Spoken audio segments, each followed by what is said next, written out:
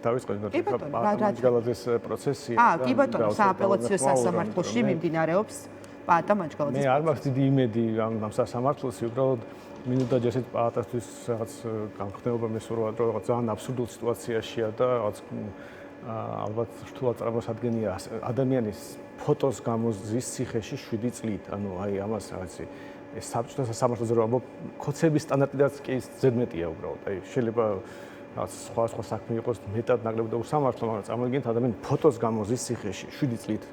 ხო და აი მე მინდოდა მეთქვა რომ ეს როცა ვამბობთ ხოლმე პოლიტიკური პატიმრებიო, არ არის ყველა პოლიტიკური პატიმარი, ყველა პატიმარი ერთნაირად უსამართლო დარზის და ასე შემდეგ. ანუ არის განსხვავება ადამიანების შორის და აი ეს ისეთი შემთხვევაა, სადაც ქოცებს არანაირი არგუმენტი არ აქვს. ყობახიძემ დებატების დროს ორი სიტყვა ვერ თქვა, რატომ არის ეს განაჩენი სამართლიანი. დინარაძემ რუანდის გენოციდით გამართლა ეს, აი სიცხვილი ჭამა როგორც იურისტმა, ოღონდ იზოლებული იყო ეს პოლიტიკური გაწოლება, გაემართლებინა რაღაცა დაეცვა. ხო და მე მგონი ზოგადად ჩვენი პრობლემა არის ხოლმე ის, რომ აი ყველაფერს რაღაც ვაუბრალოებთ. ანუ წამოიგინეთ, რომ ავიცი ვამბობთ, რომ 100 პოლიტიკური პატიმარია და ყველა ერთნაირი გამოდის. არ შეიძლება რომ პაატა მაჯგალაძე, მიხეილ სააკაშვილი და რომელიღაც აქტივისტი რომელიც რაღაცას ისროდა ერთი და იგივე იყო. შეიძლება ყველას მიმართ გული შესწრიოს ვიღაცას, მაგრამ უბრალოდ ეს ისეთი შემთხვევაა, რომელსაც ქოცებს არანაირი არგუმენტი არ აქვთ. ყოველთვის თხოვანი იქნება და წააგებენ და ასეთი შემთხვევები ბევრი, არა მარტო კონკრეტულ ადამიანებზეა საუბარი. ზოგადად პოლიტიკური პოზიციები და მე მგონი ზოგადად ასეთ რაღაცებზე უნდა იყოთ კონცენტრირებული, სადაც ცალსახად გავიმარჯვებთ დისკუსიებში და ბევრად უფრო ეფექტიანი იქნება მე მგონი ზოგადად ოპოზიციისთვის. კი ბატონო, თან ყველა მათგანი ძალიან კარგად იცნობს პაატა მაჯგალაძეს, რომელიც იყო მათი კოლეგა, მათ შორის საკანონმდებლო ორგანოში. და პირად საუბრებში არასდროს არავის არ გამოუთქვამს რამე ეჭვი, რომ ის დამნაშავეა. ყველასთვის, მათ შორის ქოცებისთვის მე ვისთანაც ჰქონდა საუბარი, არასდროს რომ პარლამენტთან გვაქვს ოფისი, მე ქართულ ოცნების დეპუტატებს ძალიან ხშირად ხედავ ხოლმე ასე თუ ისე და არავისგან არ გამიგია, რომ პაატა დამნაშავე და ციხეში უნდა იჯდეს. ხო, თუმცა არაფერს არ აკეთებენ. ნუ ეხლა მინიმუმ არც საჯაროდ არ ამბობენ ამ ყველაფერს. კი ბატონო. მოდი კახეთის ამბავსაც შევეხოთ, რადგან მართლა მთელი ქვეყანა ლაპარაკობს უკვე ამ ამბავზე, მაინტერესებს თქვენი თვალით დანახული ეს ისტორია. ვიდეო არის, როგორც ამ ბიჭმა ხალხს დაარტყა და მე ამ შემთხვევაში მე არ წარმოვიდგენია არც ერთი რაღაც სცენარი, სადაც ეს შეიძლება იყოს გამართლებული. არ ფშაში არის, ანუ ჩვენ რაღაც ელემენტარული ცდილობა და წესები გვაქვს და ავიცი, ხალი შეიძლება ცუდად მოიქცეს, მაგრამ ამიტომ ცხვირს არ უტეხავთ. ეს მე მგონი რაღაცნა არანაირი მაგრამს და დამატებას არ ითხოვს. ამის იქეთ ჩემი აზრით რაღაც უმსგავსობა იყო ადმინისტრაცია, რომელსაც პრობლემა ვერ მოაგვარა, რომ მისი პასუხისმგებლობა, ბოლოს პოლიციას დაუძახოთ თვითონ ვერ აგვარებენ, თუ ხედავენ რომ ორი სტუმართა ჯგუფი ერთმანეთს ჩხუბის პირას არის. ის ქალების ეხლა რომ უძველად იქცეოდნენ, ეს ფაქტია და ეხლა 3 წელი მოკრება ამ ბიჭსო, ეს მე მგონი ნამეტანია ყველა გაგებით და აი მთელი პრობლემა იმაშია, რომ ჩვენ საზოგადოებაში არ გვაქვს ასეთი კონფლიქტების მოგვარების გზა. აი წამოიგინეთ, რომ რაღაც მოსამართლე რო ყავდეს, მოც ავტორიტეტი გააჩნია. აი უხუცესები რო იყვნენ სოფელში, ხო? აი როგორ დამთავრდებოდა ეს ბოლოს და ბოლოს, ხო? მივიდოდნენ რაღაც პატრიოტულ ადამიანთან, ვისაც ყველა ენდობა და ის განსჯიდა ამ ისტორიას. აი ჩვენ ქვეყანაში არ ყავს ადამიანი, ვინც გასაგებია რომ კონფლიქტი ყველა მხარე რაღაცნაირად დამნაშავეა. ჩემი აზრით საბოლოო ჯამში ყველაფერი შეიძლება რაღაც პოლიცია დაგეძახა ბოლოს და ბოლოს, მაგრამ ცხვირი არ უნდა გაკეტეხა ხალისთვის. მაგრამ ვიღაც ხალხი სხვანაირად ფიქრობს. ბევრი ადამიანი სხვანაირად ფიქრობს და ამიტომ მჭირდება რომ ამიტომ მჭირდება სასამართლო, არა მარტო რაღაც დიდი საქმეებისთვის, ასეთი საქმეებისთვისაც სასამართლო მჭირდება რომ ეს კონფლიქტი უნდა მოგვარდეს. ეს კონფლიქტი ხო მარტო ამ ხალხს შორის არის, აი ჩვენ შორის არის ხო საზოგადოებაში, ხო ვიღაცა ერთხარეს არის, ვიღაცა მეორე, ერთმანეთს ლანძღავენ ხალხი, შეროცხობას აყენებენ და ამავდროულად თუმცა ისიც ხო პრობლემაა სანდრო, რომ თავად ეს ტურისტებმაც რაღაცნაირად ცოტა ბევრი სუფლება მისცეს მსუბუქად რომ თქვა საკუთარ თავს, ხომ ესეც რთული ადამიანს მის ცხოვრებაში ერთ-ერთი მნიშვნელოვანი დღე ჩაუშხამო, გამოხვიდე აივნიდან, ასხა ხან რა ჩვენ ხო სიტყვიერი შეურაცხყოფა რომ ტურისტული ქვეყანა ვართ, ბევრი ტურისტი გვინდა სასტუმროებს ვაშინებთ. თქვენ ხშირად ყოფილხართ სხვა ქვეყანაში და იცით რომ ტურისტები ზოგადად მიდრეკილები არიან, ხშირად სულად მოიქცნენ. რო კითხო გერმანელებს, პოლონელებზე უფრო უძველი ხალხი არავინ არ არის და პოლონელებს რო კითხო გერმანელებზე იგივე სიტყვიან. ეს ჩვეულებრივი ამბავი, როგორც ტურისტების რაოდენობა იზრდება, იქ ყოველთვის იქნება ვიღაც უძველი, სულად მოიქცევა, ამას ხო ვერაფერს ვერ დაასხვა. ადამიანი მოდის და ვერ კითხა უძველი ხარ თუ არა საზღვარზე. და საბოლოო ჯამში ასეთი ამბავი სულ იქნება. მთელი პრობლემა არის ჩვენ როგორ რეაგირებთ და ჯერ ესეთიც ეხა ისევ და ისევ აი ცხვირის გატეხვა ყოველთვის არაფერი არ წერია, მაგრამ ზოგადად ასეთი კომპლექსის მოგრების გზა ხომ და არსებობდეს. კანკომის სული არსებობს. აი თუნდაც არაფერში არ იყვნენ რუსები, სულ უკრაინელები რო იყვნენ და რა ვიცი, ამერიკელები რო ყოფილიყო, რა მნიშვნელობა აქვს საბოლოო ჯამში? კონფლიქტი ხო მაინც უნდა მოგვარებულიყო.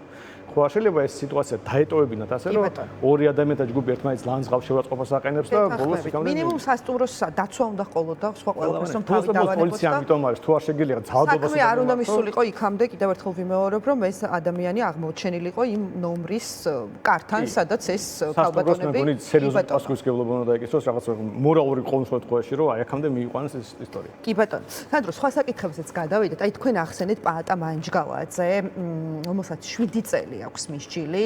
სამწუხაროდ პაატა არ არის ერთადერთი პოლიტიკოსი და პოლიტიკური პატიმარი, რომელიც ციხეშია, მაგრამ გვაქვს ესეთი მოცემულობა, რომ პოლიტიკური პატიმრების რაოდენობა პოლიტიკოსების კუთხით კიდევ უფრო გაიზრდება.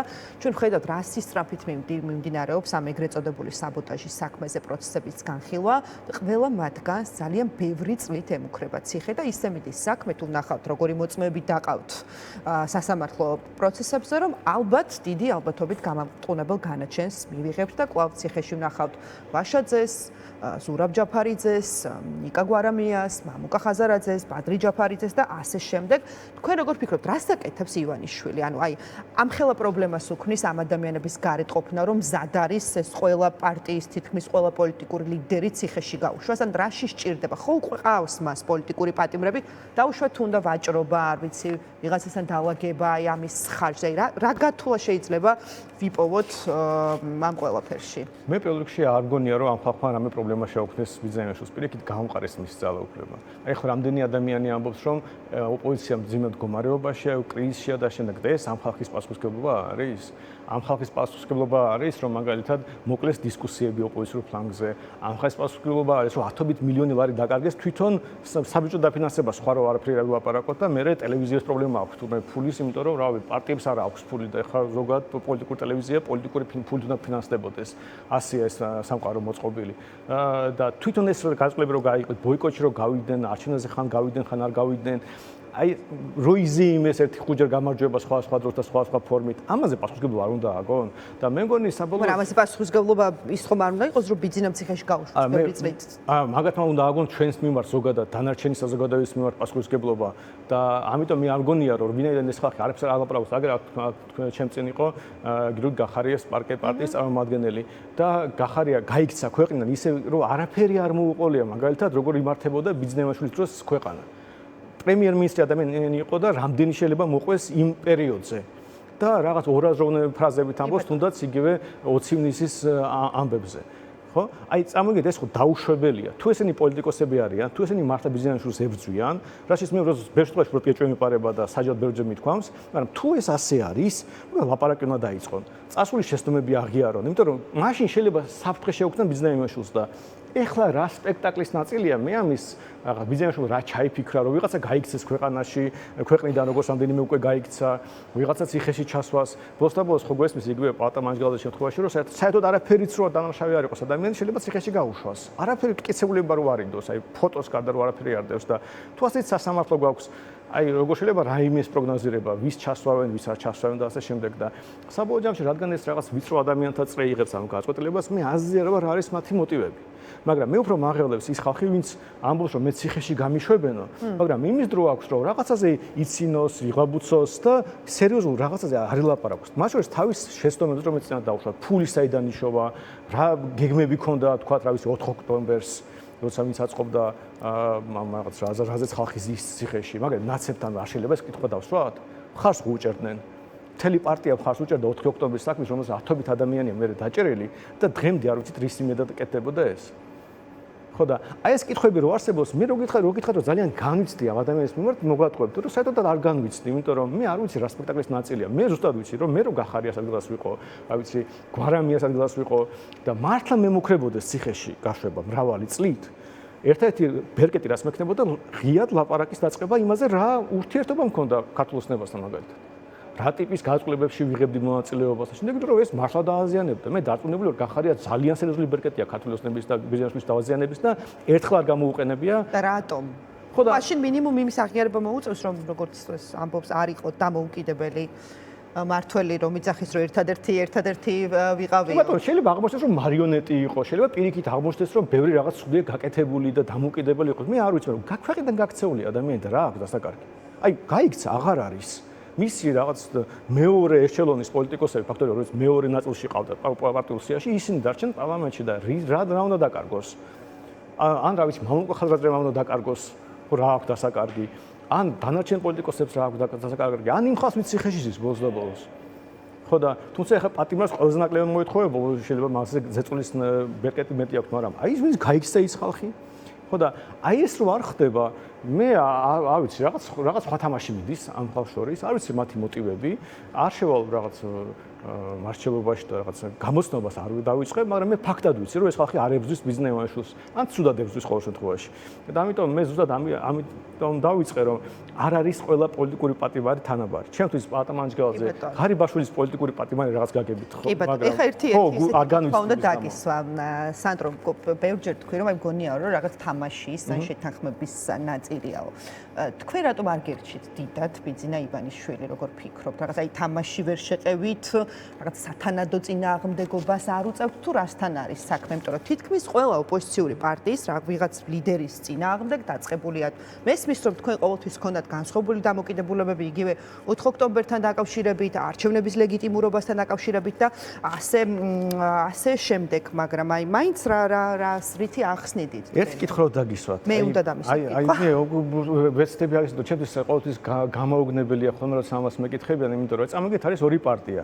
ერთს ქართული ოცნება ერჩის, მაგრამ ის პარტია სასწაულებრივ არჩევნების წინ 40 მილიონს შეულობს და ქართულ ოცნებაზე მეც ხარჯავს ზოგ შემთხვევაში ბილბორდების რაოდენობით რო დავთვალოთ და მეორე პარტიას არ ერჩის, მაგრამ ნებისმიერი ბიზნესმენი, რომელიც მოდის და ამბობს რომ დაგაფინანსებთო 1000 ლარის შემოწეობა ეშინია.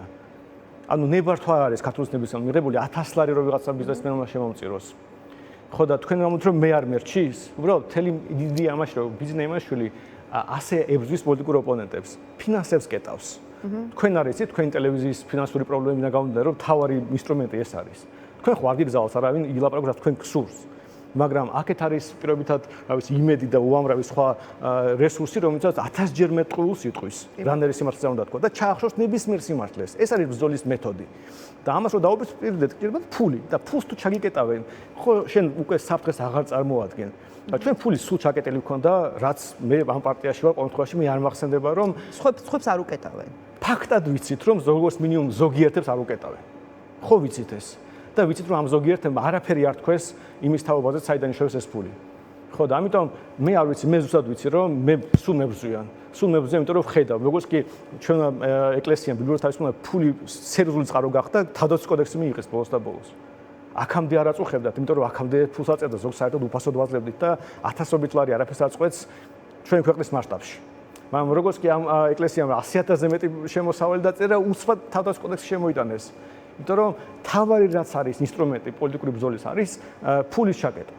ხო და მე უკვე იწყება სხვა სპექტაკლი. არ გვინახია რომ ხალხი ციხეში ზის და მე პოლიტიკური დაწვრილებებით ზის და მე გამოდის შეწყალება და აი ხა ასეთ კითხვას დაგისვამ. უფრო მეტი ფული რო გქონდეთ, აი რო არ იყოს რაღაც ეს ფულის წყარო თქვენი პოლიტიკური გუნდისთვის ჩაკეტილი და ბიზნესსაც თავისუფლად შეეძლოს რაღაც თავისი კონტრიბუცია შემოიტანოს თქვენს საქმიანობაში, უფრო რაღაც სერიოზული მეტოქე იქნებოდი? კი, რა თქმა უნდა, ელემენტარულად წარმოიდგინეთ, მე მაგალითად მივიჩნევ რომ ერთ-ერთი მთავარი პრობლემა, რომელიც ოპოზიციას აქვს, არასწორი კონტრპროპაგანდა ქართული ოცნების პროპაგანდის წინააღმდეგ. და თქვენ ხო გაქვთ თქვენი ტელევიზია გაქვთ, აივები გაქვთ, რატომ თქვენ ტელევიზია გვაქვს და თქვენ ტელევიზიას მე რომ მქონდეს რამდენიმე 100,000 ლარით მეტი თვეში, თქვენ ტელევიზია თქვენ ტელევიზიის რეიტინგის გახდებოდა. და მე ვნახოთ როგორ იქნებოდა ჩვენი ცოტა ბევრი წელი დაგჭირდებოდათ რომ გებუშავეთ. ცხადია, მაგრამ 11 წლის შანსი გაგვიშდებოდა უფრო კვალიფიციური ხალხი და ბევრი ადამიანი აგვეყვანა მაგალითად. ანუ ეს ხო ტელევიზია ხო თქვენ ხო გესმით რომ ტელევიზიის ფუნქციონირების ფული ერთ-ერთი გადამწყვეტი ამბავია, ხო? იმიტომ რომ ბოლოს და ბოლოს ხალხი ხო გჭირდება, ხალხს ხელფასი ჭირდება, კვალიფიციური ხალხს მაღალი ხელფასი ჭირდება. თუმცა კრიტიკულ მედიაში თამამად შემიძლია გითხრა სანდრო რომ ძალიან ბევრი ადამიანი ძალიან დიდი ხნიანი კრიზისის ფონზე ფაქტობრივად უანგაროთ, ესე ვთქვათ. კი, მაგრამ თქვენ გესმით რამდენ მილიონზეა საუბარი ყოველწლიურად, რაც იხარჯება მედიაში და მე ვხარჯავ რამდენიმე 10,000 ლარს თვეში, მეტი არაფერი არა. ხო, ეს ალბათ სამთავრობო მედიაში. კი, და ამიტომ საბოლოო ჯამში კი რა თქმა უნდა, რესურსი იქნებოდა, ბევრად მეტი ვიქნებოდით, ბევრი ადამიანი მეყოლებოდა, თანამშრომლები, ოფისები ვიქნებოდა რეგიონებში, ასე შემდეგ. ყველაფერი ფულია საბოლოოდ. ანუ უფულობაა თქვენი პრობლემა. ნებისმიერი პარტიის, რომელიც სინამდვილეში ქართულოსნებას დაპირისპირებაში არის, არავის არ ქონია არასდროს ფული. შეიძლება ეხლა ყველაზე ნაკლები პრეტენზია ხაზრაძეს ქონდეს. ბოლოს გასაგები ადამიანს ფული აქვს და მაგის პრეტენზიას არავინ არ წაუდგენდა არასდროს. მაგრამ აი ასე რომ არ იცი წყარო საიდან არის. ხაზრაძეს ხო არ თქოს სხვა მომცაო ფული, გილაურმა მომცაო ხო არ თქოს. ამიტომ არავის არ ვიცი ვიღაც სხვა. ანუ მასთან პრეტენზია არავის არასდროს არ ქონდა. შეიძლება ცუდად ხარჯავდა ფულს, მაგრამ მის ფულს ხარჯავდა. მაგრამ აი პოლიტიკური პარტია, რომელიც არაფერი რო არ აქვს, გუში რო შეიქმნა და მილიონებს რო დახარჯავს, ივენთები რო ასობით ათასი ჯდება. ეს ახალს გულს. ხო, რა თქმა უნდა, იმიტომ რომ ეს ხო აი უბრალოდ წარმოუდგენელი ამბავი იყო, ბილბორდები უფრო მეტი ქონდა ვიდრე ქართულოსნებას. შორს ვარ წავიდე თითო ბილბორდი ათასობით ლარი ღირს. ხო და არა ერთი ახსნა გაკეთდა სხვათა შორის ამაზე თავად, არ ვიცი, გვარამიას მხრიდანაც იყო ბოლოს წერილი ელენე ხოშტარიამ რომ გამოაგზავნა იმ გილაურთან დაკავშირებით და არც ერთი არ იყო თქვენთვის დამაჯერებელი? წყარო საიდან? გილაური. გილაურს 1 ლარი არ შემოუწირავს ოფიციალურად. და არაოფიციალურად ესე იგი გამოდის რომ რომელი ძმა იყო ისიც ვერ გავარკვიეთ, იმიტომ რომ უმცროს არ აქვს ამდენი ფული. უბრალოდ არ აქვს. ათობით მილიონი რო შემოწიოთ, აი თქვენ რო რაღაც ხო გაქვთ რაღაც შემოსავალი ზოგადად, რაღაც ფული გაქვთ ოჯახში და ხო გესმით რომ იმის მხოლოდ მცირე ნაწილი შეგიძლიათ ქეშად ვიღაცას მისცეთ. ჩვენ შეიძლება ბინა გქონდეს რა ვიცი 100.000 იყიდეს, თუნდაც მილიონი, მაგრამ არ ნიშნავს რომ 100.000 გაქვს მისაცემად. აი იგივე არის გილაურის შემთხვევაში. უბრალოდ არ აქვს 40 მილიონი რომ მისცეს ქეშად უმცროს მას და უფროსი ძმა ბიზნეს მარჯვენა ხელია და უბრალოდ გასარკვევია ვინ მისცა ეს ფული. ხვდებით? და თვითონან არ უთქვამს რომ მე დავაფინანსებ. ხო და როგორ ხდება ეს? აი უბრალოდ აი ხო ხვდებით რომ ეს ადამიანის მოსატყუებლად შეიძლება როგორც ის ფიქტიური შემოწირულობები ხდება ხოლმე 60-70.000 და ყველა ვიცი რომ ეს ფიქტიურია და არავინ ამას ყურადღებას არ აქცევს. იგივე შეიძლება იყოს გილაური ფიქტიური და ბოლოს და ბოლოს ამას არ ამბობს, ჩემს გარდა რომ ეს მიხეილ სააკაშვილი ამას არ ამბობს, ბიზნეს ფული იყო, ხო პირდაპირ არის ნათქვამი და მე ვიცი რომ ბიზნეს ფულია, იმიტომ რომ ამ ქვეყანაში ასე არ მომძრაობს დიდი ფული. ზუსტად ვიცი, იმიტომ რომ რა ვიცი ბიზნესმენს 1000 და 2000 ლარის შემოწირულობა ეშინია ჩემთვის. იმიტომ რომ ბიზნესი ეშინია, ხა ვიღაცის ხوار ეშინია, გვარამიას ან თქვენის ხوار შეეშინდება. როგორ შეიძლება მილიონები მოძრაობდეს იმისთვის, რომ არავის კითხვა არ დასვას და იცით კიდევ კარგი მაგალითია უბრალოდ, როცა ოპოზიციურ ფლანგზე რაც კინკლაობა იწყება, ვიღაცა ეტყვის იმედი და პოსტივი სუსტად გააქარდები ხო იმან ამაზე, ეს თქვა, ეს დაადანაშაულა, ერთხელ გინახავთ რამე გამოძიება, რამე სერიოზული პოსტი ან რამე ვიდეო ამ 40 მილიონზე გვარამიას. რომ მაგალითად მოსყიდულობას აბრალებს ერთი ოპოზიციონერი მეორეს და ეს იმედზე ხდებოდეს. ერთხელ გინახავთ რომ ქართული ოცნება ამას აწვევა. ბოლოს და ბოლოს თუ ეს ტყუილია და ქართული ოცნება არაფერში არ არის, არ ჯობია ამაზე მეტი ილაპარაკო? გასაგები. მადლობა. მადლობა სანდრო. სანდრო რაქუიაშვილი იყო ჩვენი ეთერის სტუმარი. ახლა გვაქვს ეთერში